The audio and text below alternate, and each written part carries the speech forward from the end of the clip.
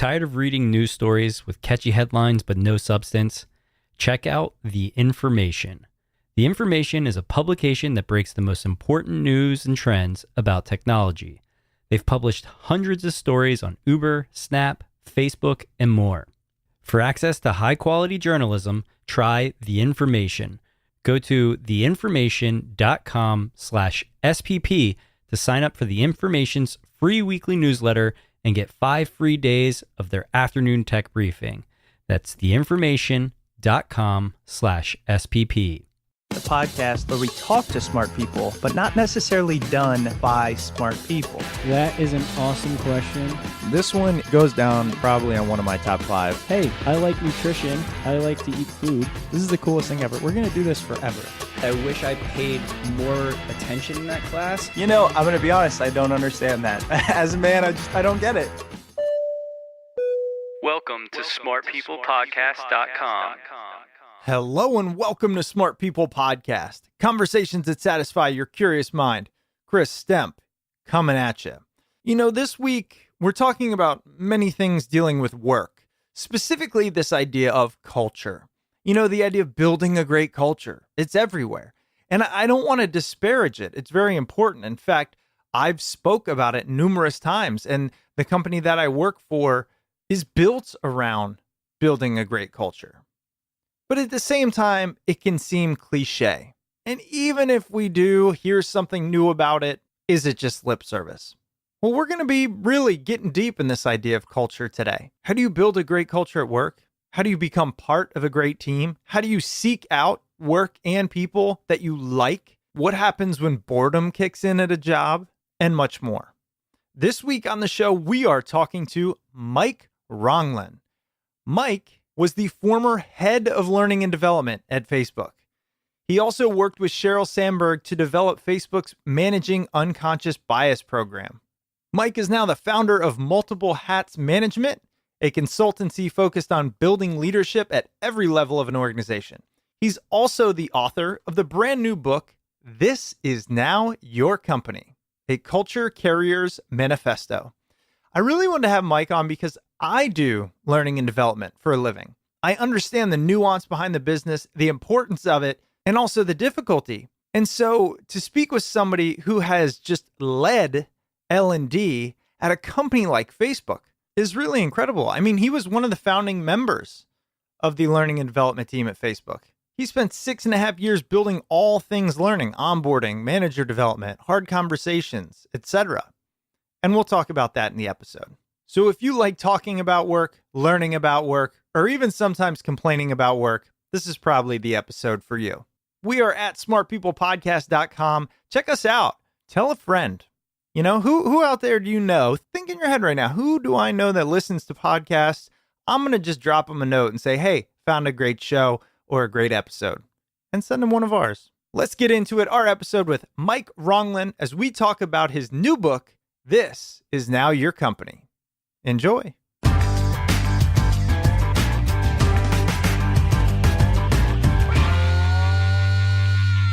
You have a unique background, as we were just discussing, Facebook being part of that. Yeah. Tell us about how you got to where you are now.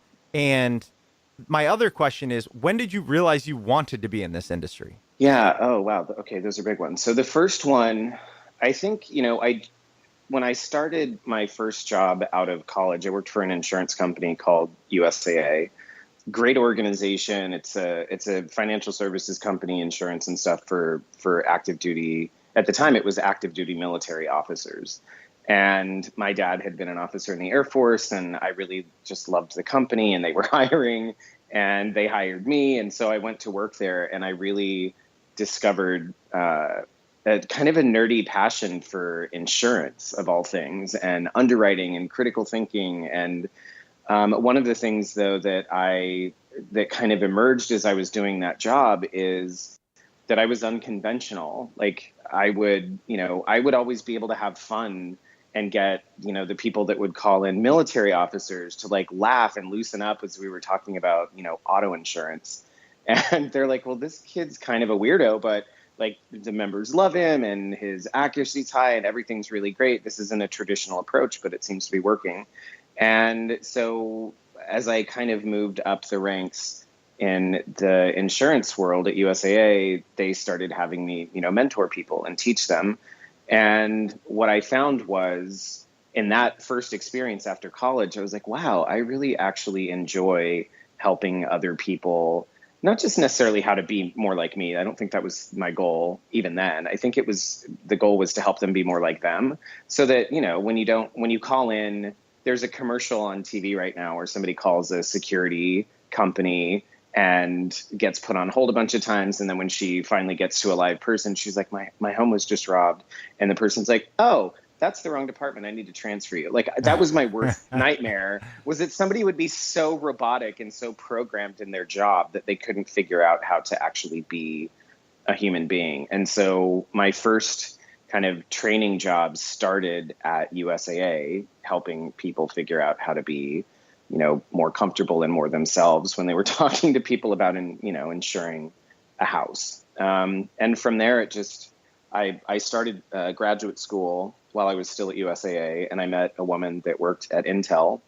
And we went through the program together, and about halfway through, she convinced me to make the leap from insurance to technology. And it kind of started from there. I had the kernel of, understanding that I really enjoyed work when I was helping people. I really enjoyed work when I was helping people figure out how to be authentic. And I was really enjoying work when I had an opportunity to not just teach, but really get in and learn a bunch of stuff first, and kind of break it down and make it practical, so that the academia behind it could stay behind the curtain, but the practicality of it would be front and center. And so that's how I ended up doing what I'm doing. And then I just kind of did it.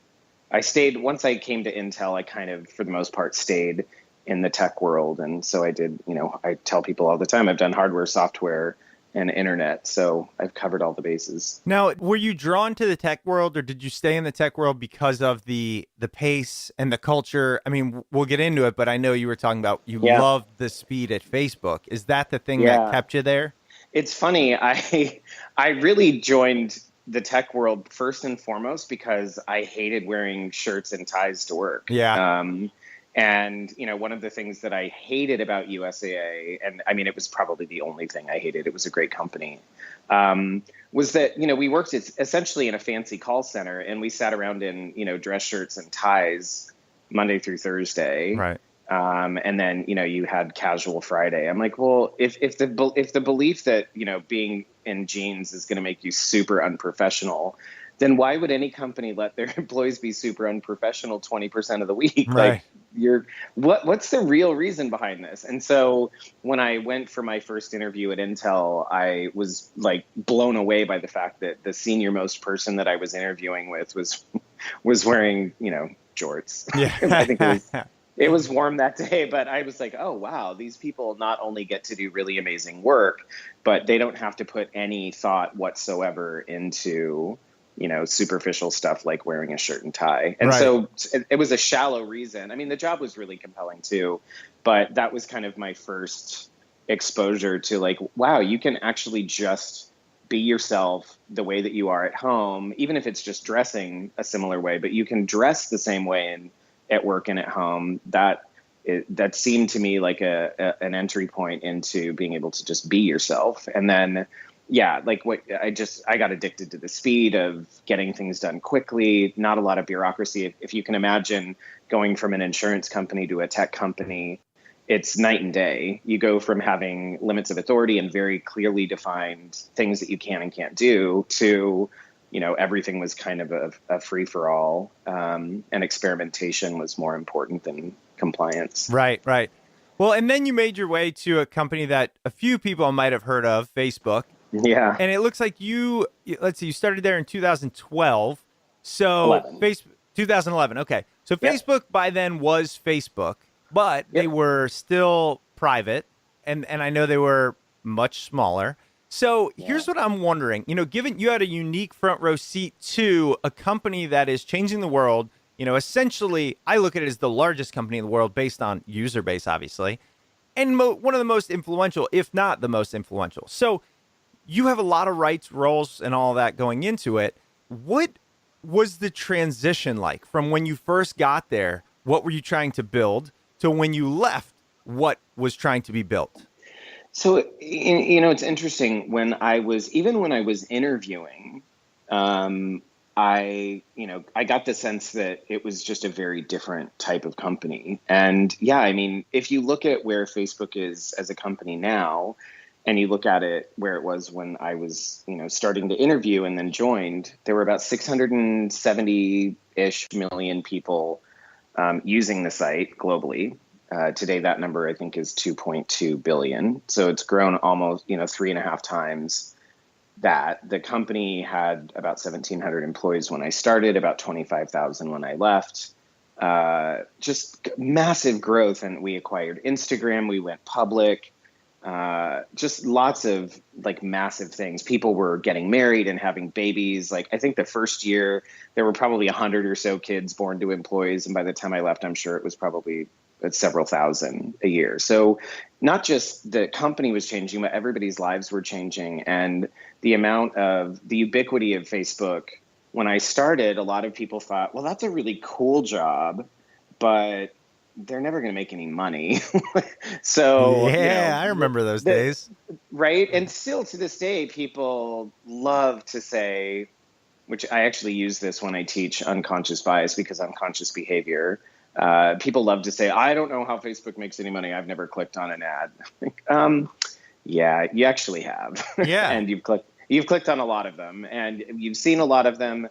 But it was funny because as a company, I didn't admittedly understand exactly how the company was going to be successful. But I made the jump for two reasons. One, I really thought the leadership team at the company was really compelling. They had very smart people.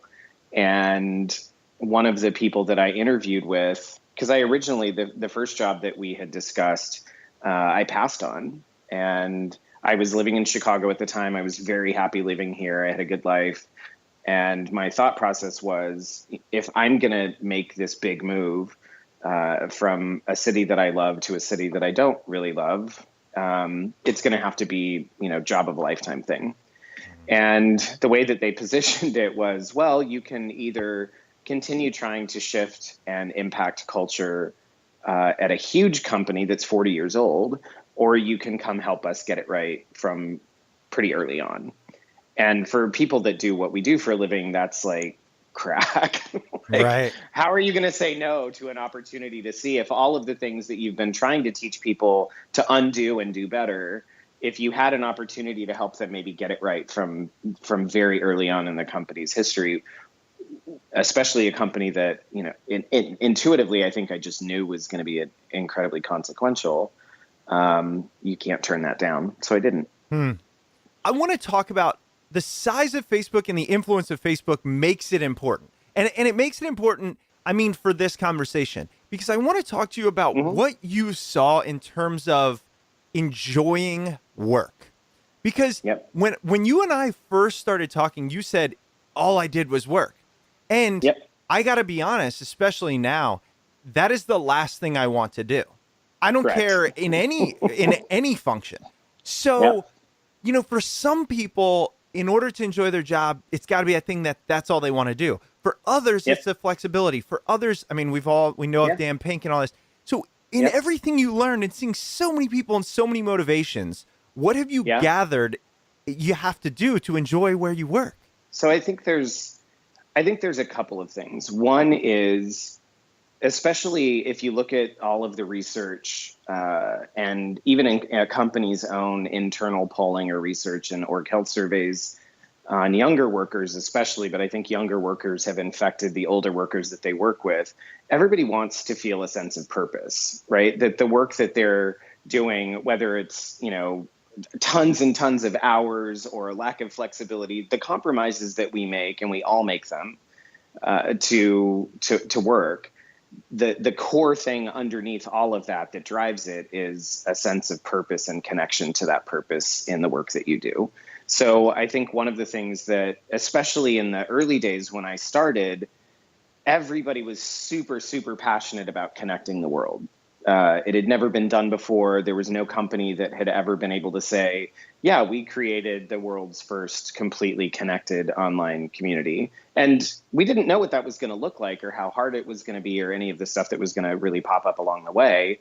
But everybody was really driven by that. And I think, so that's one, having a very clear connection to the company's purpose, whatever that purpose was. Remember, when we started talking, I was talking about USAA, Right. a completely different company than Facebook. And I was so completely connected to what they were trying to do.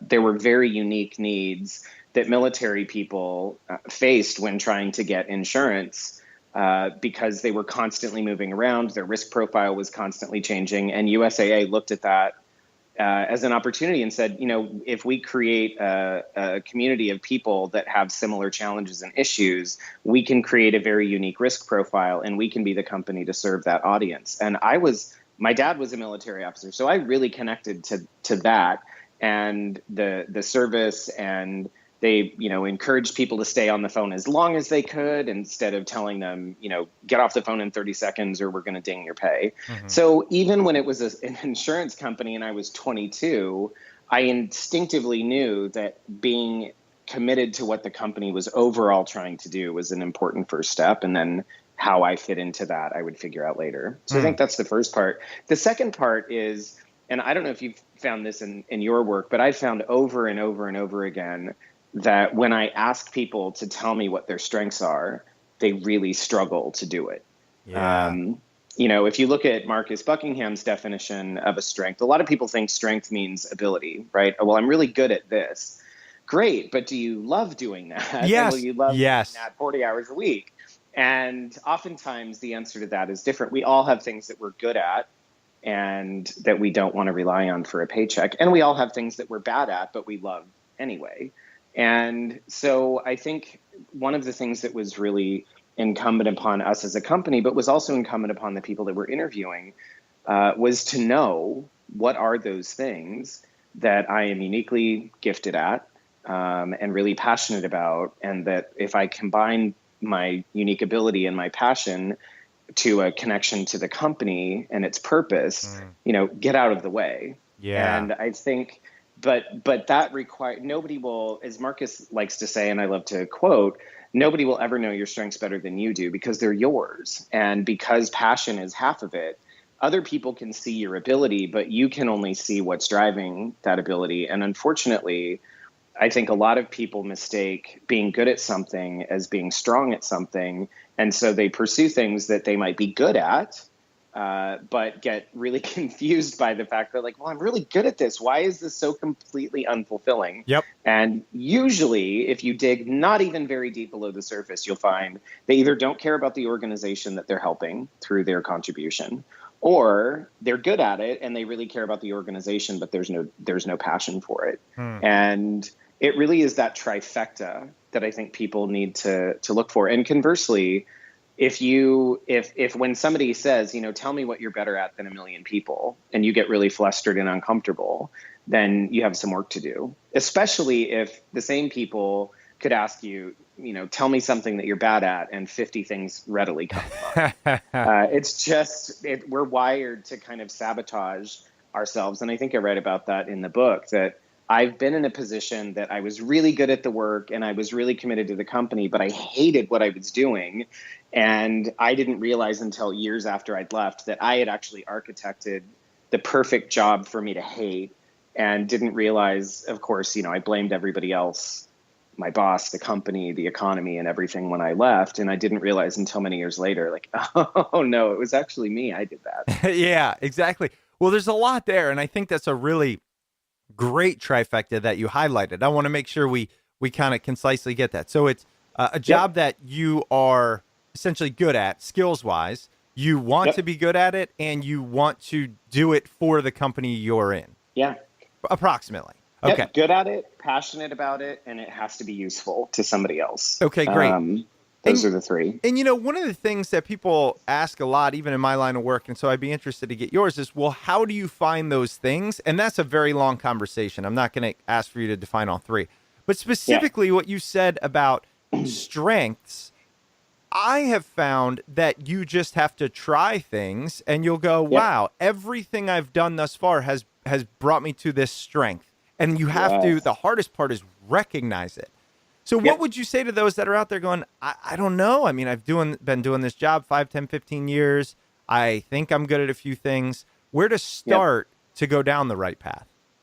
So because the strength is something that you're good at and you're passionate about, one of the very visible signs of it is the passage of time, right? So if you're sitting at your desk working away and you look up and a few hours have gone by and you thought, oh, wow, I thought I just got here. It's already time for lunch. That's a sign. Whether you call it, being in flow or being in the zone or playing to your strengths. I think there's lots of different people have had lots of different ways of articulating it. But one of the signs is that you just kind of lose yourself in the work.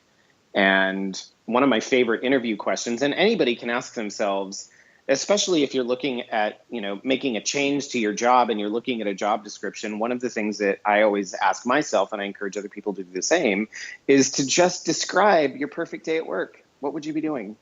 And if you're able to really, are able to really reflect on that, not just give a cursory answer, but really think, if I had the power to architect my perfect day at work, how would I spend my time? The answer to that question is going to be things that are strong for you, either because they're already at that peak level of ability and commitment and applicability, or because your ability is there, or your ability is getting there, but your commitment is really high, or that you just have a really strong appetite to try. One of the things that I think people constantly misunderstand about strengths is that they're all known. If you've ever had somebody say, wow, you're really good at that, and you had no idea, you basically had a strength that you'd probably just never tried to leverage. Mm-hmm. And, one of mine at Facebook, and now I've written a whole book on it, was culture. I never really thought much about the influence that I, as an individual, had on culture. But when I look back at all of my companies, one of the things that was just consistent across the board was I was always trying to get people to connect to their contribution or their lack of contribution to the company at large. And when I got to Facebook, because Facebook's culture was one of those big things that I really connected with as a candidate and that I was really passionate about, I thought, well, if this is one of the reasons I'm coming to the company, then I'm going to have to really make a concerted effort to help shape it. And so I came in as a learning and development person. And I think when I left with not just being a learning and development guy, but I think most of the people that knew me at Facebook would describe me as a culture carrier, which is why it's in the title of the book. So all of that, but just paying attention. So many people are just on autopilot.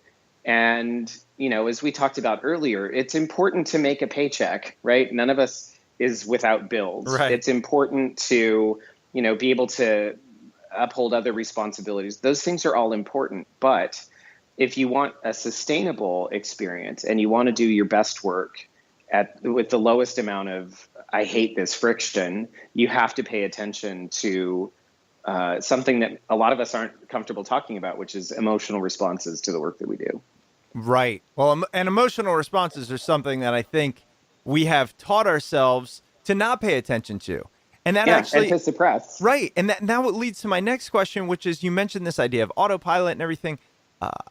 Everyone I know has fallen victim to this at some point. We live in a world where specialization is key. And so with specialization comes just doing the same thing over and over again.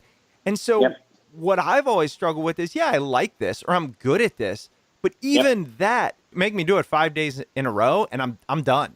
So the balance is companies want people to stick around, but you're seeing, especially in Silicon Valley, people leaving primarily, I think, not necessarily out of boredom, but out of just sickness with the same thing. We seek variety, many of us. So what's the solution there for all the people going, I like this part of my job, I just don't want to do it 50 hours a week? Yeah, or I don't want to do it for 50 years. Exactly. So that was the first major shift. And I think tech in particular as an industry has played a big role in that.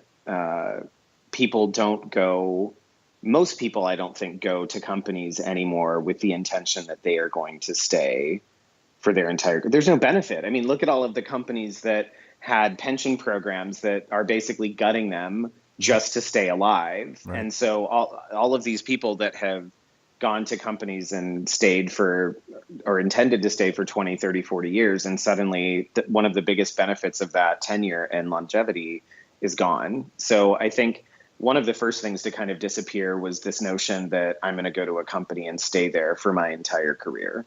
I don't think if you ask anybody under the age of 30 that many people are going to say, oh yeah, I want to go work for, no matter how great the company is, I don't think anybody intends to stay for that long. I think the other thing that we're seeing, and I've certainly experienced this personally, is that it's actually not necessarily in the company's best interest for you to stay if you don't want to be there. In fact, it's not in their best interest at all. It's not in anybody's best interest. Right.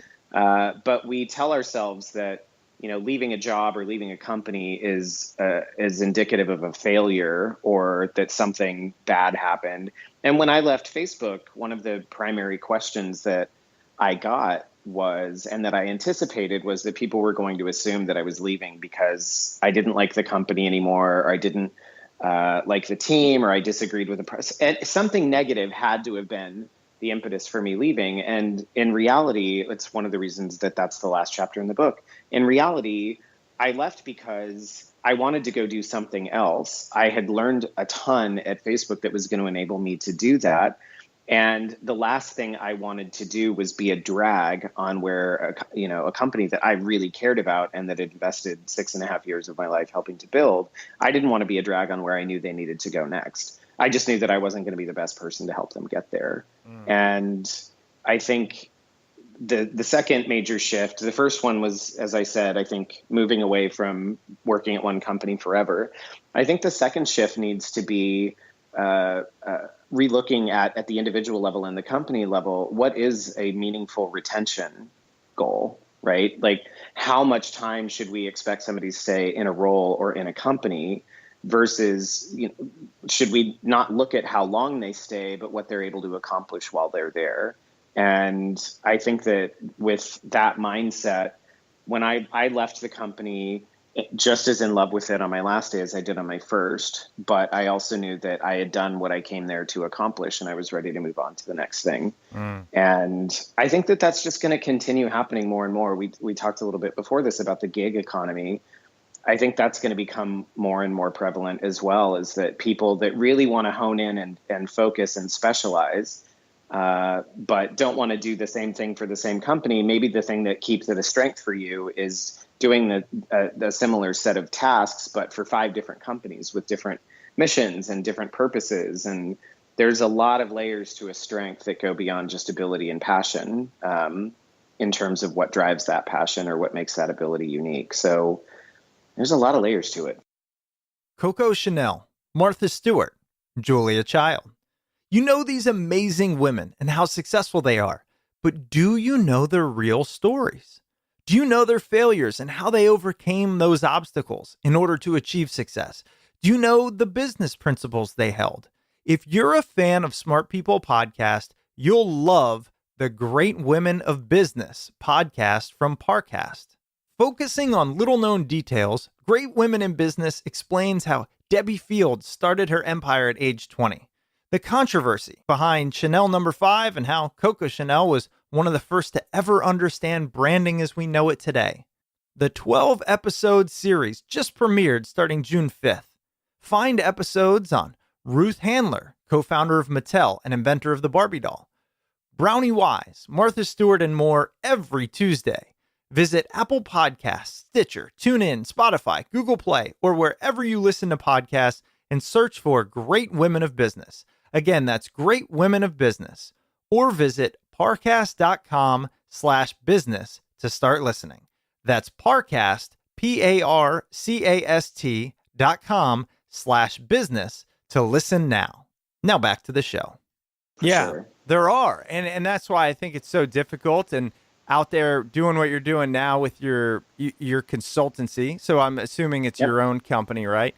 It is. And are you primarily focusing now on unconscious bias, which we're going to talk about, or are you really just saying, here's everything I know, and then going in and teaching those things? It's both. So yes, it is. For right now, I'm a one-man show. Okay. I think that's probably going to change in the near future. Mm-hmm. But when I started the company, I kind of started it with a strengths-based purpose / mission statement. I had 3 criteria. I wanted to do impactful work so that it had meaning to it, that was meaningful to me, not just to the company that I was doing it for, that I wanted to do it with people that I could learn from and have fun with. And that, really kind of expanded my horizons in some way. Those were really the main criteria that I was looking for.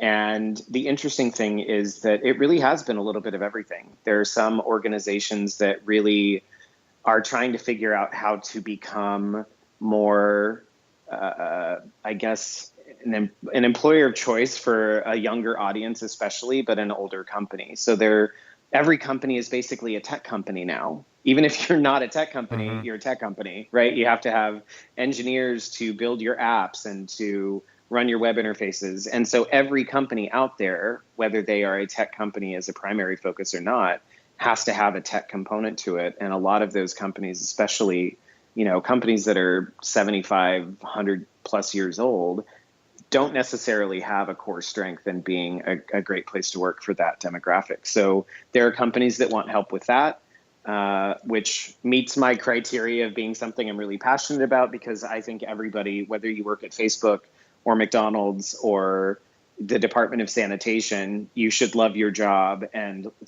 love your contribution to whatever that company's or organization's mission is, Mm-hmm. as much as the next person. And then the bias work has been especially gratifying. I mean, it's clearly not an issue that's going to solve itself. Right. And I love helping people. I mean, I'm white and male, so I'm kind of at the top of the food chain. Right. If you look at, corporate America, but I want to help other white men, especially, see this movement to level the playing field as not a case of them losing something, but as a case of everybody else having access to the same playing field. And what I've found is a strength that I didn't know I had until I worked on this program with Cheryl, is that I'm actually really good at talking about that, especially to skeptical audiences or people that think that diversity training is bullshit. Mm-hmm. I found that I've been able to really connect with that content and present it in a way that resonates with people. And so I'm doing a lot of that work. That's great. Yeah. Well, it's interesting when I asked a question, or even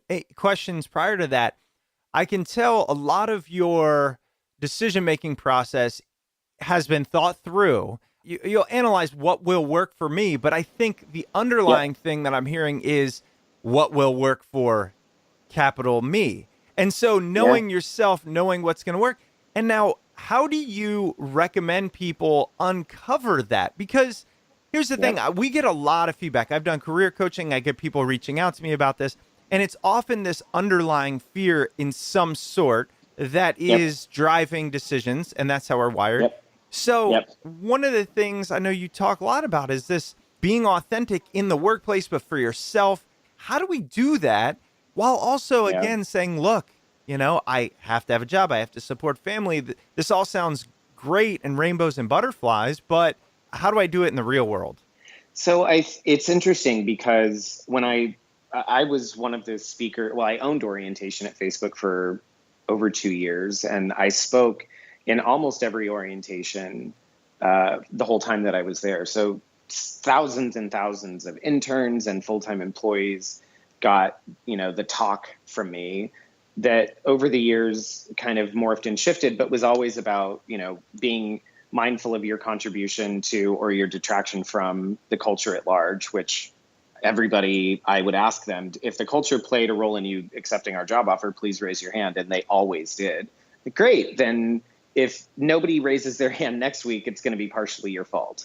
And if everybody raises their hand next week, it's going to be partially your fault. Everything matters. So getting them to understand that there's no such thing as, the person that kind of hides away and just works and doesn't have any impact on the people around them. So that was kind of the big mega message. The second message was you're going to have a lot more fun and find a lot more meaning in working here, and so will the people around you with you if you're just yourself.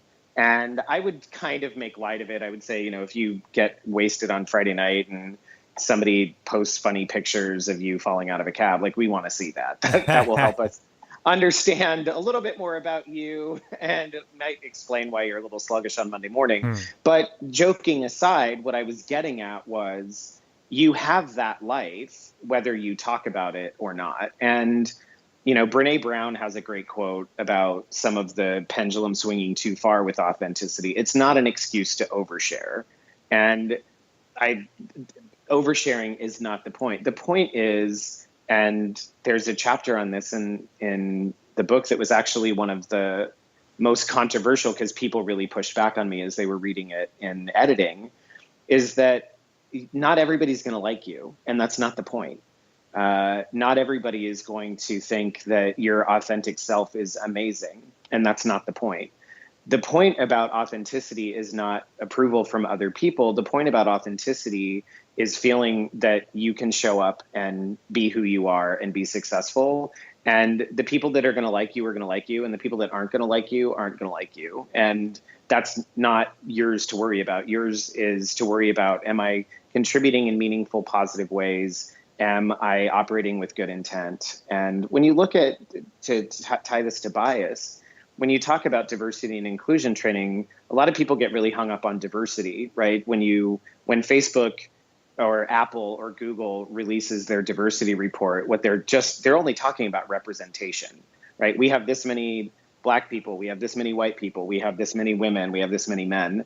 And that's important, but it doesn't matter if you have diversity if they can't be themselves when they're there. So if you're a Black female software engineer and you get hired at a company like Facebook or Google or Apple or Microsoft, and the only way that you can be successful in that company is to behave like a white male engineer, then it doesn't matter that you're a diverse person because you're not actually contributing authentically the diversity that your experience brings. And so there's not just a personal ROI or a personal responsibility to being yourself. It actually is one of the reasons that companies hire you. So if you're brought in, not just because you're qualified, but because you also bring a diverse perspective that your race or your gender or your age or whatever brings, and you don't contribute that because you're afraid of being judged or that people won't like you, then you're not actually reaching your own potential, and the company is not reaching its potential through you.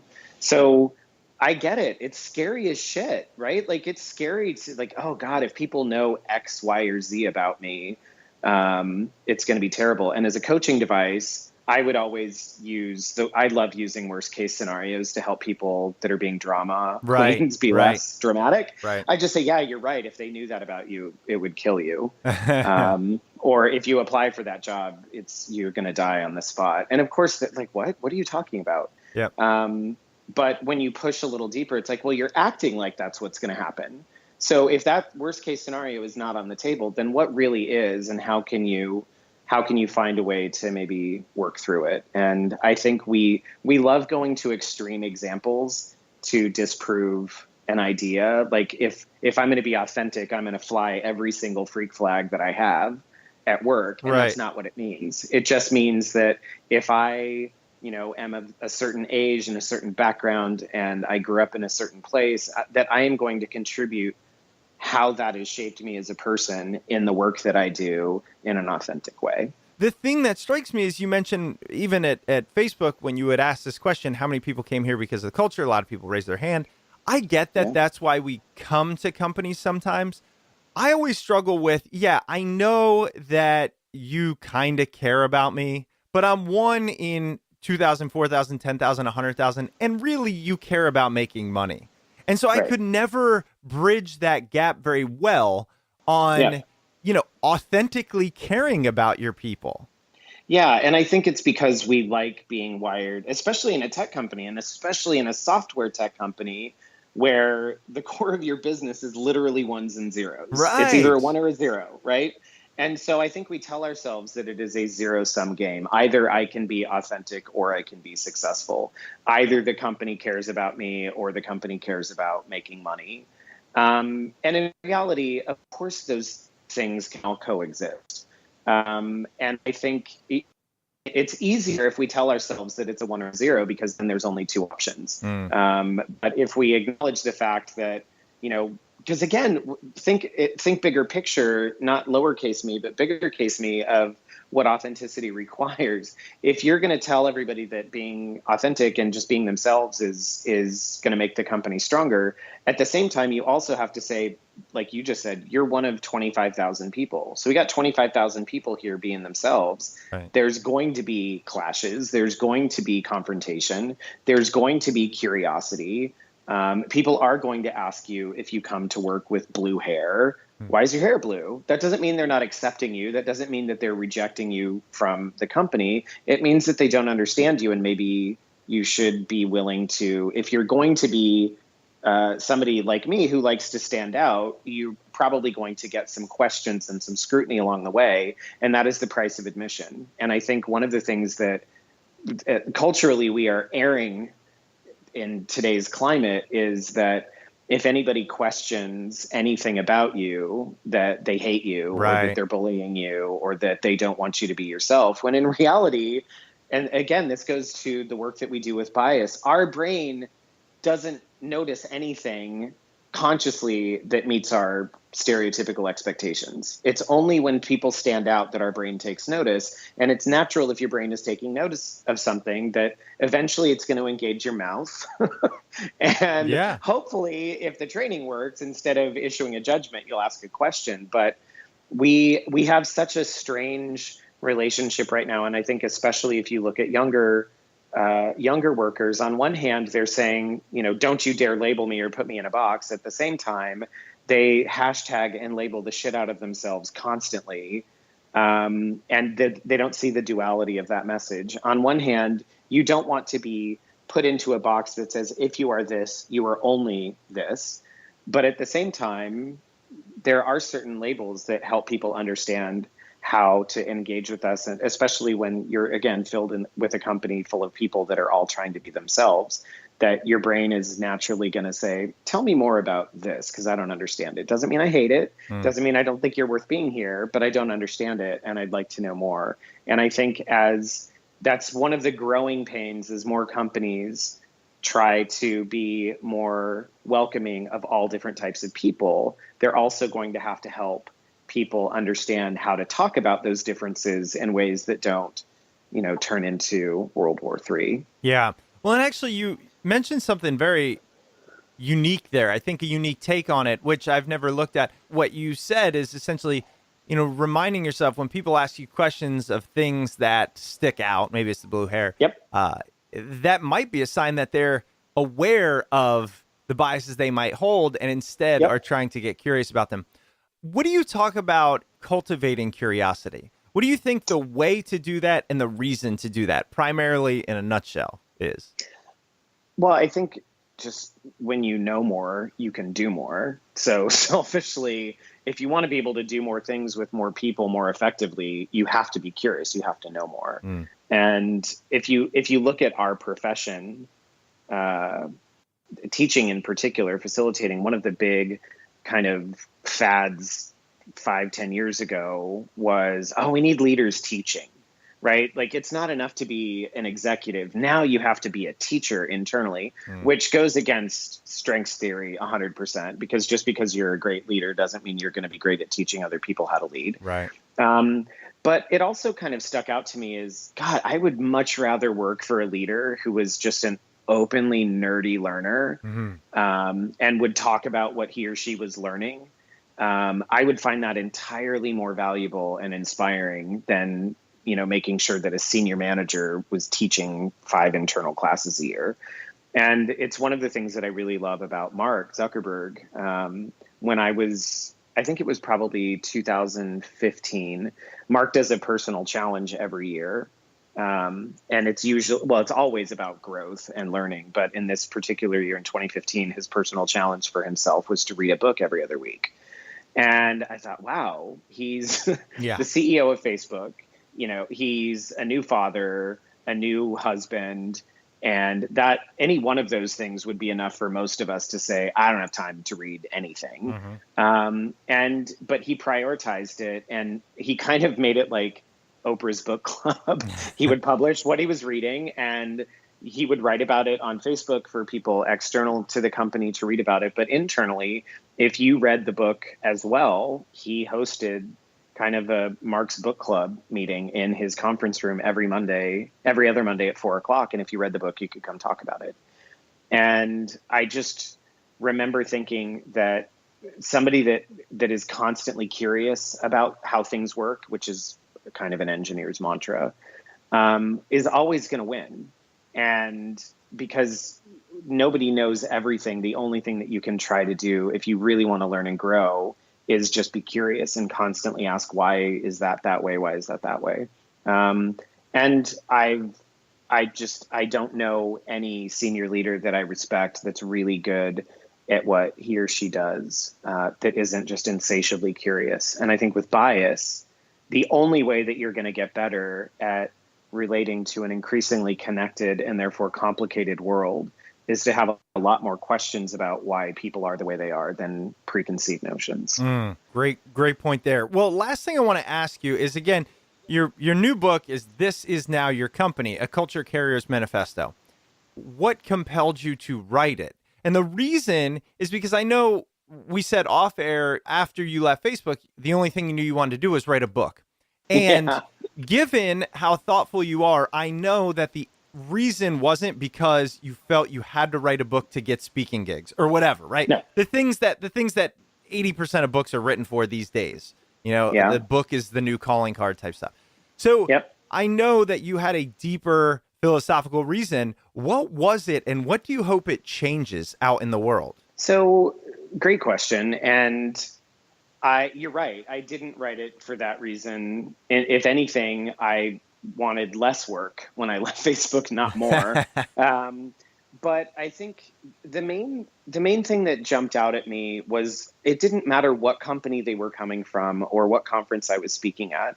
As soon as I started talking about things like authenticity, about owning your role, one of the first chapters in the book is about what I call organizational Stockholm syndrome, which is essentially taking all of the things that you hated about the company that you just left, though passively or quietly or unconsciously played a role in, and then trying to recreate that environment in your new company and therefore making it exactly as bad as the other one was. Like when I would talk about those things, I mean, as you can probably see, I'm pretty plain spoken. I'm pretty practical. I like getting straight to the meat of something.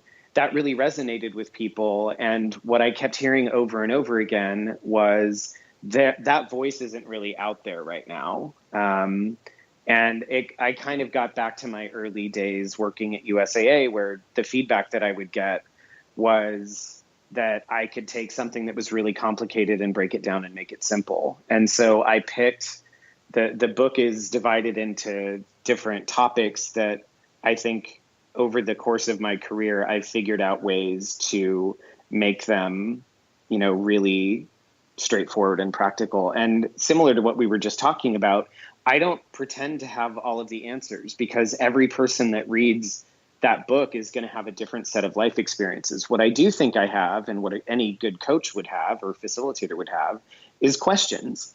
And, questions to get people to stop, get out of autopilot mode and really reflect. And when I looked at the feedback that I would get from people that took classes with me or from conventions or conferences that I spoke at was essentially, please write this down because it's practical and it's straightforward and it's unique and it will stand out. And like I said earlier, standing out is something that I've gotten pretty comfortable with. It's not always fun and easy. It's not always butterflies and rainbows, right. But I think it does provide a voice, especially because the overall theme is ownership and personal responsibility. And you cannot control your boss. You cannot control the company. You cannot control the economy, all of the things that I had really struggled with learning myself that I couldn't control. And you either take one fork in the road, which is to say, well, I can't control anything, so I guess I just have to deal with whatever life throws my way.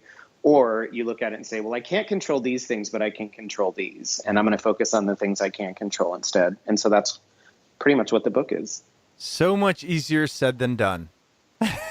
Yes, it is. But, and that's the thing. I don't put it across as though any of it is easy. It's sure. hard. All of it is hard. And I think that's the other part of the message that a lot of people that write books, especially if they're trying to help people improve, that they gloss over the fact that, like authenticity, it's hard. Mm-hmm. People aren't going to like you, and that's going to suck. And, when you're afraid of doing something and you take a risk and it doesn't work out, that sucks. Failing is awful.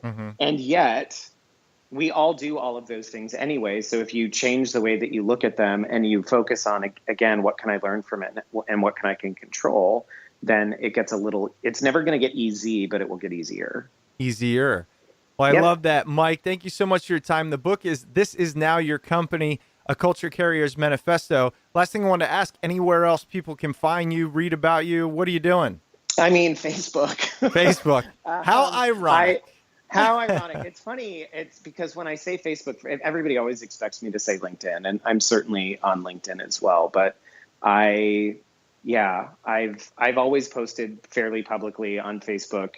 I think it's, part of me walking the talk with authenticity was saying that you could actually post really personal stuff publicly and it wouldn't kill you. And as I live to tell the story, you can find me on Facebook. That's great. That's fantastic. Yeah. All right, Mike. Well, again, thank you for your time. Really appreciate it. Of course. And on this Monday, go enjoy the dentist. Welcome back. I hope you enjoyed that interview with Mike Rognlien. Mike's book, This Is Now Your Company, A Culture Carrier's Manifesto, is available on Amazon and at your local bookstore. As always, if you decide to purchase the book on Amazon, or if you decide to purchase anything on Amazon, please make sure you do so through the Smart People Podcast Amazon link located at smartpeoplepodcast.com/Amazon. Any and all purchases you make through that link come at no extra cost to you, and it greatly helps support the show. If you'd like other free and easy ways to support the show, you can always head over to iTunes or Apple Podcasts and leave a rating and review over there. If you'd ever like to reach out to the show, you can email us at smartpeoplepodcast@gmail.com or message us on Twitter @smartpeoplepod. And if you're looking for a catalog of all the old episodes or just want to sign up for the newsletter, head over to smartpeoplepodcast.com. All right, that's it for us this week. Make sure you stay tuned because we've got a lot of great interviews coming up, and we will see you all next episode.